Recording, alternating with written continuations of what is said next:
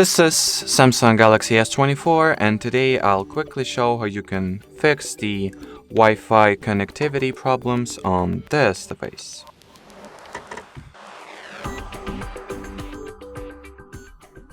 So I would recommend that you start by rebooting your phone, which you can do by simultaneously pressing and holding the volume down and side power buttons, and here tap at the restart option. If that didn't help, go into settings, connections, and try switching the Wi-Fi feature off and putting it back on to see if it will get you anywhere.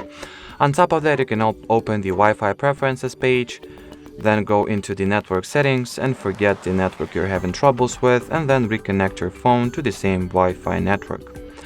Then I would recommend that you check if your time and date are set correctly, or even better, just enable the network provided or automatic date and time. So in order to do that, go into settings, general management, date and time, and here enable automatic date and time, automatic time zone, and set time zone based on location options.